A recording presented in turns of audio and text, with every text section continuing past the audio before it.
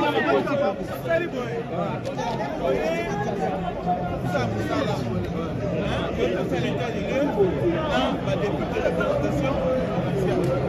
il faut que ça m'aille, ça va nous faire des gens. Quand tu vas nous voyer, ça va débuter dans l'entrepreneur, ça l'état de l'heure pour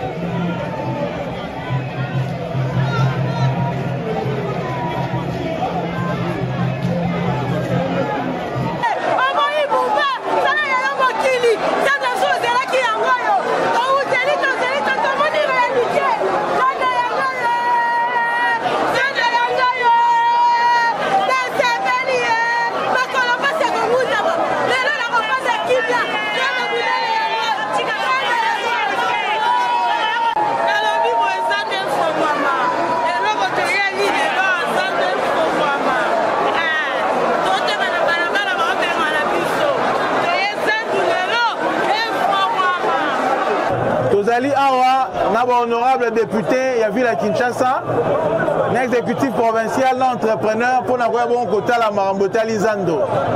Alors pour tout ça, la moussala wana, na rosenga na bino kimia. Tomati na lombango, na sala réunion, na rosenga na audience, c'est la biso na sewa. Donc aussi sa moussala wana, tu as bino message mbango mbango.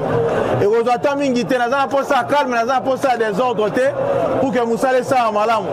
Tout ça mi tourner retour d'entrepreneur.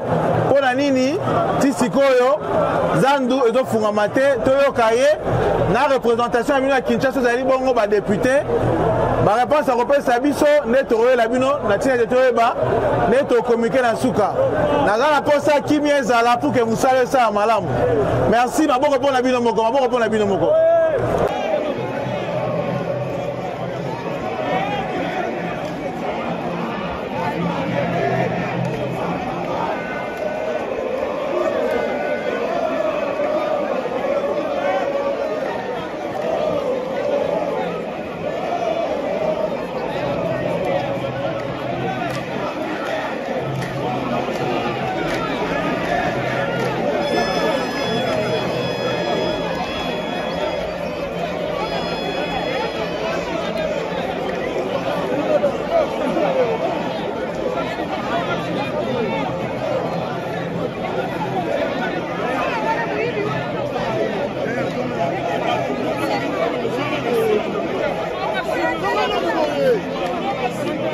Nous étions là en visite, justement, comme vous l'avez dit, pour faire un état de lieu de la situation à marché central. Vous avez une représentation chinoise, vous allez bon ensemble provincial à Kinshasa. Parce que Zandu, vous voyez que Zali, préoccupation, il y a Kinois, Nyonso. Et Oumeli, Mingi, et on fait Toya, Toyeba, premier Zali. Dans l'instruction, il y a Tata Mokonzamboka, son excellence Félix Antoine Tshisekedi Tshilombo.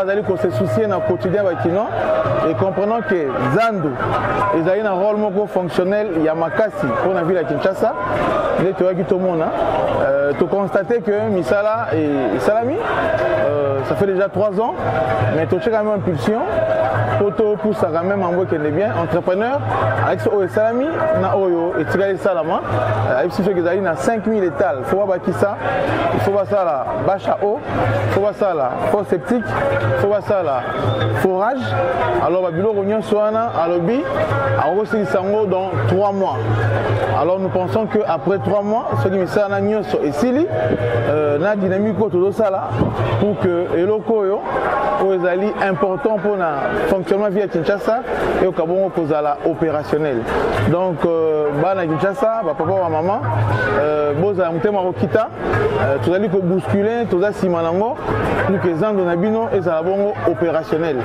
et ceux qui sont de opérationnel des ordres de belé toujours un peu tout le temps marché central et on peut qu'on soit fin.